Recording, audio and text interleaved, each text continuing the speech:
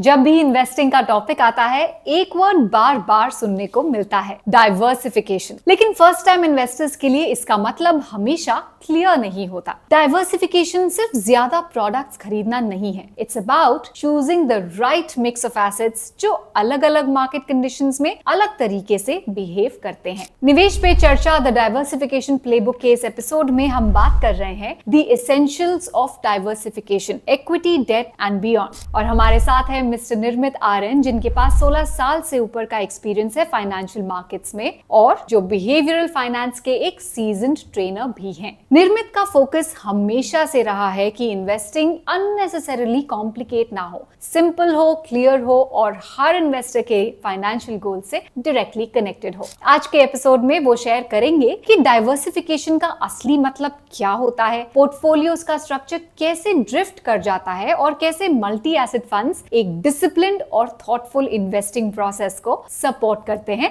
बिना हर चीज manually manage किए। तो चलिए शुरू करते हैं। नमस्कार. आजच्या या भागात डायव्हर्सिफिकेशनचे मूल तत्व, इक्विटी, रोके इत्यादी वरती आपण चर्चा करणार आहोत. यासाठी आपल्या सोबत आहेत निर्मित आर्यन. निर्मित जी, निवेश पे चर्चा मध्ये तुमचा हार्दिक स्वागत. नमस्कार सर्वांना. पहिल्यांदा गुंतवणूक करणाऱ्या इन्व्हेस्टरसाठी डायव्हर्सिफिकेशन म्हणजे काय? धन्यवाद. सर्वप्रथम तर आपण हे मराठीतून करतोय त्याबद्दल.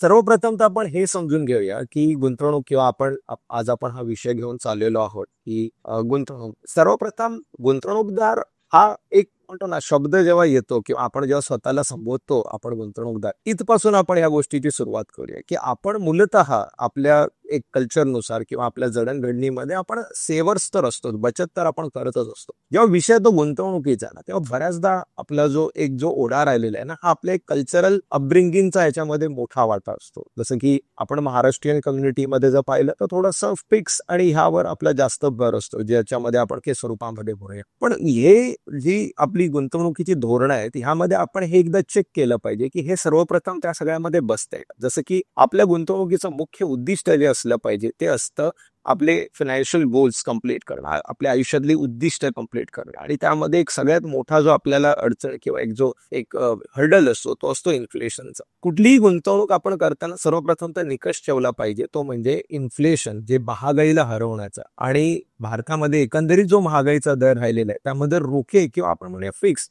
हे कुठेतरी मागे पडताना आपल्याला दिसतात. आणि म्हणूनच गुंतवणुकीमध्ये विविधता, ज्याला आपण डायव्हर्सिफिकेशन म्हणतो, हे गरजेचं आहे. आणि ह्यासाठीच आपण गेल्या काही वर्षांमध्ये जो आपण एक थोडासा कल जो गुंतवणूकदारांचा वळलेला आहे तो आहे इक्विटी मार्केटकडे.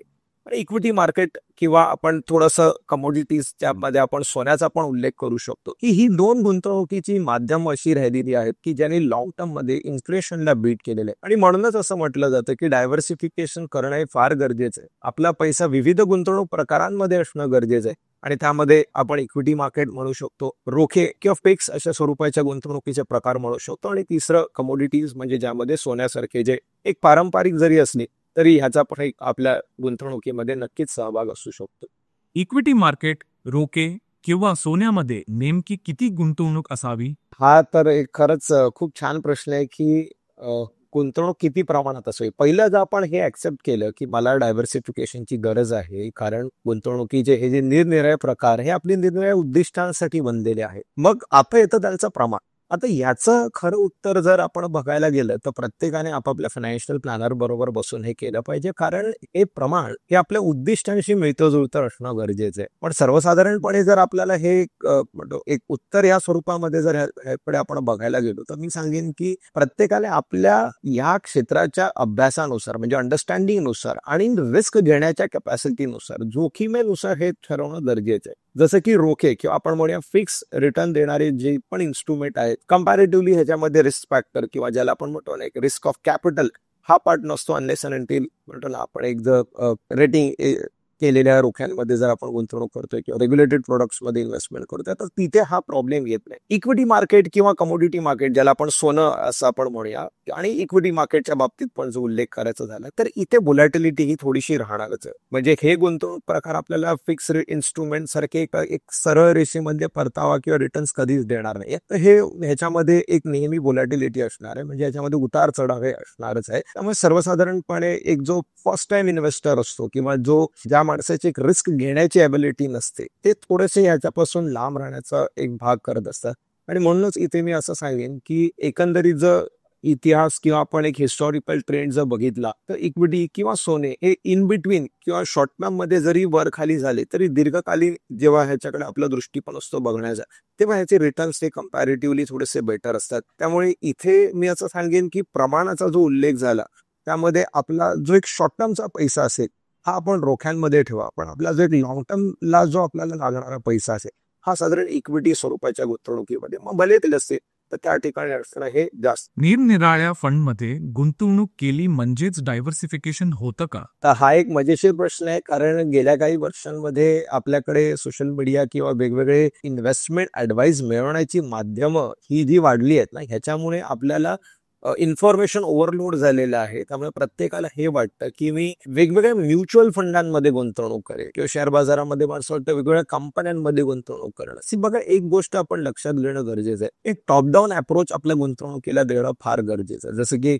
आताच मगाच्या प्रश्नामध्ये आपण म्हटलं की आपले जे शॉर्ट टर्म गोल्स आहेत त्यासाठी लागणारा पैसा हा आपला रोखे स्वरूपाच्या किंवा फिक्स रिटर्न मिळणाऱ्या ठिकाणी असला पाहिजे. पण जो आपला लॉंग टर्म स्वरूपाचा जो पैसा आहे हा थोडासा आपण जो इक्विटीज मध्ये लावतोय, मग तिथे पुन्हा प्रकार आले, स्टॉक मार्केट आलं आणि म्युच्युअल फंड आलं. एक आहे डायरेक्ट इन्व्हेस्टमेंट, एक आहे पॅसिव्ह ज्याला आपण म्हणूया म्युच्युअल फंड्स, की ज्यामध्ये आपण फंड मॅनेजर्स थ्रू आपला पैसा हा मार्केटमध्ये लागलेला असतो. पण मग आता इथे पण ना जवळपास 45 पेक्षा जास्त म्युच्युअल फंड हाऊसेस आहेत किंवा वेगवेगळ्या म्युच्युअल फंडच्या स्कीम आहेत. मग या ठिकाणी लोकांना असं वाटतं की मी वेगवेगळ्या म्युच्युअल फंडांमध्ये गुंतवणूक करणं म्हणजे डायव्हर्सिफिकेशन.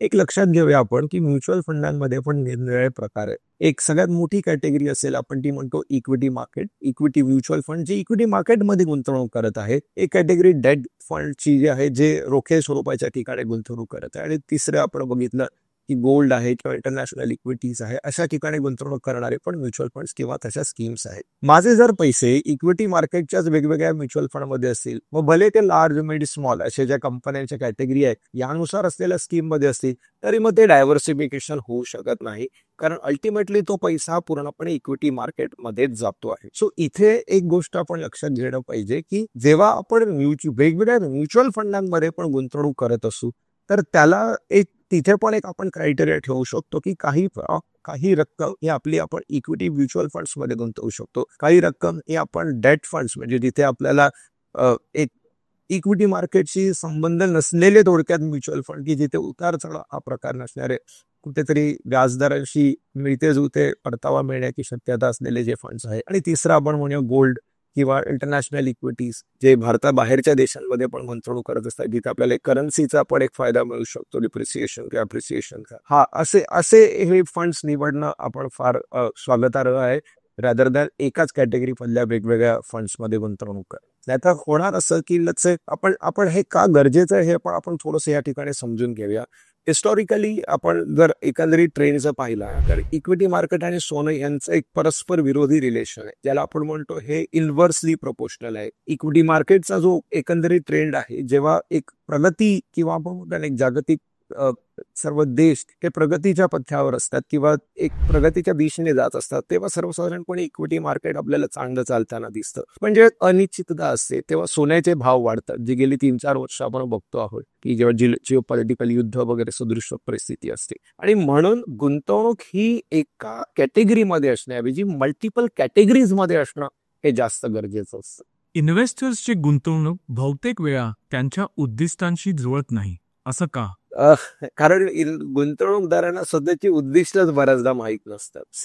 ह्यामध्ये प्रॉब्लेम कसा होतो ना की आपल्याकडे गुंतवणूक ह्या विषयावर अशी एक कौटुंबिक किंवा म्हणतो ना अशी चर्चा होत नाही, किंवा आपण म्हणतो ना फायनान्शियल ऍडवायझर किंवा फायनान्शियल प्लॅनरशी ओपनली हे डिस्कस करत नाही. बऱ्याचदा पहिल्या प्रश्नामध्येच मी याचं थोडंसं इनडायरेक्टली उत्तर दिलेलं की लोक बऱ्याचदा एक बिहेव्हिअरल फायनान्स ज्याला आपण म्हणतो की आपल्याकडे ज्या संस्कृतीमध्ये ज्या घडत आलेल्या गोष्टी त्यानुसार एक पारंपरिक गुंतवणुकीचा ट्रेंड जसं म्हणजे मुळात आपण ज्याला इन्व्हेस्टमेंट म्हणतो ही बहुतेक वेळा हे म्हणतो ना गुंतवणूक नसते की ते कन्झम्पशन असतं. सोन्याला पण जेव्हा आपण गुंतवणूक म्हणतो तेव्हा ते बऱ्याचदा जर दागिने स्वरूपामधलं सोने तर ती गुंतवणूक नाही, ते पण एक कन्झम्पशनचा स्रोत आहे. कारण दागिने स्वरूपातलं सोनं हे आपण शिवाय राहतं घर ह्याचा आपला पर्पज जो आहे म्हणतो ना की एखाद्या उद्दिष्टांसाठीचा जो साध्य करण्याचा पर्पज आहे हा बऱ्याचदा त्याच्यातून सर्व होत नाही. त्यामुळे एक महत्वाची गोष्ट, एक साधा आपण विचार करूया की आपल्याला एखादा प्रवास करायचा, आपल्यापैकी प्रत्येक जण कुठल्या ना कुठल्या सुट्टीमध्ये फिरायला जातो किंवा काहीच नाही तर आपण गावी जातो. तर आपला एक लांबचा पल्ला जेव्हा असतो तेव्हा त्यानुसार आपलं वाहन वेगळं असतं. मला जर जवळ जायचंय तर मी एखादं टू व्हीलर किंवा चालत जाण्याचा पर्याय निवडेल. जर मला थोडंसं लांब जायचंय तर मी फोर व्हीलर किंवा एखादी पब्लिक ट्रान्सपोर्ट, अगदी रेल्वे वगैरे स्वरूपाचा आपण विचार करू. पण थोडंसं अजून लांब जायचं असेल, परदेशामध्ये जायचं असेल तर आपण विमानासारख्या एक वाहनाचा अवलंब करू. पण हेच फायनान्समध्ये पण लागू पडू शकतं की मुळात आपण आपली जी उद्दिष्ट आहेत ना ही लिहून काढली पाहिजेत आणि त्याची टाइमलाईन म्हणजे त्याचं वेळ मापन आपण केलं पाहिजे की माझं कोणतं उद्दिष्ट हे पुढील 1, 2, 3 वर्षापर्यंत, कोणती उद्दिष्ट ही माझी 4-5 वर्षापर्यंतची आणि कोणती उद्दिष्ट ही माझी 5 किंवा 10 वर्ष अगदी दीर्घकालीन असेल. जसं आता माझ्या केसमध्ये मे बी रिटायरमेंट हे माझं दीर्घकालीन उद्दिष्ट असेल. मग त्यासाठी लागणारा पैसा हा मी फिक्स किंवा रोखे स्वरूपामध्ये गुंतवणूक न करता हा दीर्घकालीन गुंतवणुकीच्या दृष्टीने हा इक्विटी मार्केट स्वरूपामध्ये असणं गरजेचं आहे. सो ही जी उद्दिष्ट आहेत ना ही आपण स्वतः लिहून काढून, आणि त्याहून महत्वाचं म्हणजे ह्याचं ही एक्झॅक्ट आपल्या लाईफच्या कोणत्या वर्षामध्ये ही येणार आहे त्यानुसार आपली गुंतवणुकीची धोरणं असणं गरजेचं आहे. आणि म्हणून मी ते परत एक गोष्ट तीच सांगेन की दीर्घकालीन गुंतवणूक ही आपली इक्विटी मार्केट स्वरूपाच्या ठिकाणी असणं गरजेचं आहे, म्हणजे ज्याच्यामध्ये इक्विटी म्युच्युअल फंड्स येऊ शकते. आणि आपली जी शॉर्ट टर्म साठी जी गोल आहे, जी उद्दिष्ट आहे, तो पैसा आपला फिक्स किंवा डेट किंवा मुख्य स्वरूपाच्या ठिकाणी असणं गरजेचं आहे. मल्टी एसेट फंड हे डायव्हर्सिफिकेशन सोपं कसं करू शकतात? हा एक चांगला विषय आहे आणि ह्याच्यावर आपण कितीही वेळ बोलू शकतो आणि हे फार गरजेचं आहे असं मी सांगेन. कारण मुळात आपल्याकडे लोकांना डायव्हर्सिफिकेशनच्या पण आधी सांगेन की इन्व्हेस्टमेंटची निकड किंवा गरज, त्याच्यानंतर इन्व्हेस्टमेंटचे निरनिराळे प्रकार, त्याच्यामध्ये असलेलं प्रमाण आणि त्यामध्ये सातत्याने करावे लागणारे बदल ह्याचं एक म्हणतो ना मोजमाप नसल्यामुळे किंवा ह्याची पूर्णतः जाणीव नसल्याने किंवा तेवढा अभ्यास नसल्यामुळे कुठेतरी गेल्या काही वर्षांमध्ये ह्या म्युच्युअल फंड इंडस्ट्रीने ही जी कॅटेगरी आणलेली आहे मल्टी ॲसेट फंड ही नक्कीच परिणामकारक आहे. कारण ह्यामध्ये काय होतंय की जे आता सपोज मला माहित नाहीये इक्विटी मार्केटमध्ये नेमकी गुंतवणूक कशी करावी, कोणत्या फंड्समध्ये करावी किंवा किती प्रमाणात करावी, बरं कधी ती कमी जास्त करावी, अगदी त्याच प्रकारे रोख्यांमध्ये असेल किंवा त्याच प्रकारे सोन्यामध्ये असेल, हे जर आपल्याला एक प्रमाण, वेळ आणि म्हणतो ना आपला गुंतवणुकीचा कालावधी अनिश्चित स्वरूपाचा असेल तर त्या ठिकाणी कुठेतरी मल्टी ॲसेट फंड्स ही एक कॅटेगरी नक्कीच फायदेशीर ठरते. की ज्या ठिकाणी असं आपण बघतो की म्युच्युअल फंड्स हे वेगवेगळ्या म्हणतो ना वेगवेगळ्या ऍसेट क्लासेसमध्ये गुंतवणूक करतात. मग ऍसेट क्लासेस बद्दल जर सांगायचं झालं तर इक्विटी हा एक ऍसेट क्लास आहे. म्हणजे दीर्घकालीन जसं भारताची अर्थव्यवस्था पुढे जाणार तर ह्या अर्थव्यवस्थेचं कुठेतरी प्रतिबिंब हे आपल्याला शेअर बाजारामध्ये दिसतं. की जर अर्थव्यवस्था आपली ग्रो करते, प्रगतीपथावर जाते आहे, तर आपल्याला आपलं इक्विटी मार्केट किंवा स्टॉक मार्केट किंवा त्याचे जे निर्देशांक आहेत, बेंचमार्क आहेत, हे आपल्याला वाढताना दिसतात. त्यामुळे कुठेतरी मल्टी ॲसेट फंडचा जो इक्विटी पोर्शन असतो हा साधारण आपल्या देशाच्या प्रगतीला रिफ्लेक्ट करत असतो. रोखे ह्याची गरज का असते करण्याच्या दृष्टीने, रोखे किंवा जो डेट पोर्शन असतो हा कामी पडत असतो की काही अमाऊंट जी असते ही त्याची रोख्याच्या स्वरूपामध्ये असते. आणि तिसरं ज्याचा आपण मगाशी पण उल्लेख केला ना ते म्हणजे सोनं, किंवा अगदी वेगळ्या प्रमाणात सांगायचं झालं तर काही प्रमाणात इंटरनॅशनल इक्विटी किंवा आता अजून काही प्रकार आले ते म्हणजे REITs सारखे.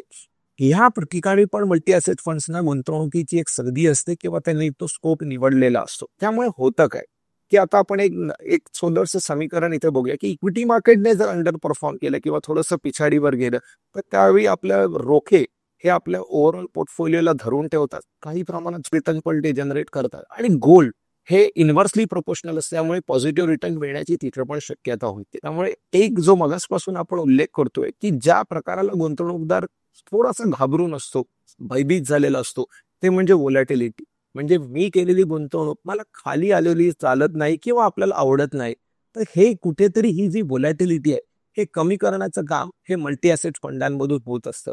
आणि बरेचसे मल्टी ॲसेट फंड जे आहेत हे डायनामिक स्वरूपामध्ये काम करतात.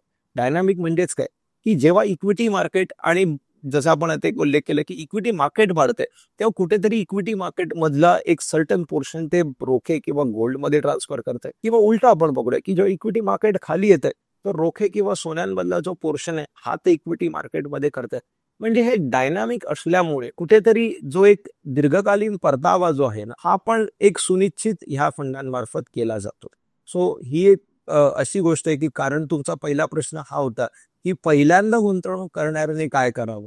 सो जो व्यक्ती पहिल्यांदा, अगदी मी म्हणेन की बरीचशी तरुण पिढी आहे आता, नुकतीच एक म्हणतो ना पगार सुरू झालेला आहे, किंवा अगदी रिटायर्ड मंडळी आहेत की ज्यांना एक रिटायरमेंट कॉर्पस आहे, अशा सगळ्यांनी एक प्रॉपर रिस्क प्रोफाईल करून मी म्हणेन की जर निवडणं कठीण होतंय निरनिळ्या फंडांमध्ये गुंतवणूक कुठे कराल, तर मी सांगेन सुरुवात मल्टी ॲसेट फंड्स मधून करणं हे नक्कीच स्वागतार्ह आहे. डायव्हर्सिफिकेशनचे प्लेबुकच्या पहिल्या वहिल्या मराठी पॉडकास्टमध्ये सहभागी झाल्याबद्दल धन्यवाद. धन्यवाद. खूप खूप शुभेच्छा गुंतवणुकीतील पुढील वाटचालीसाठी.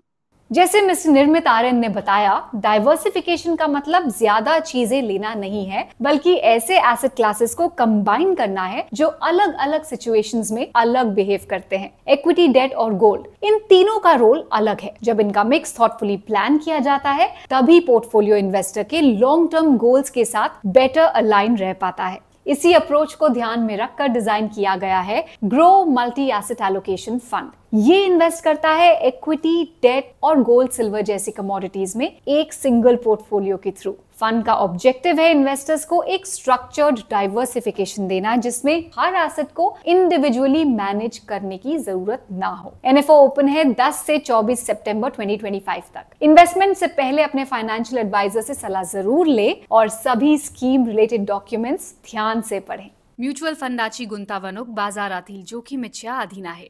सर्व योजना संबंधित कागदपत्रे काळजीपूर्वक वाचा. Mutual fund investments are subject to market risk. Read all scheme related documents carefully.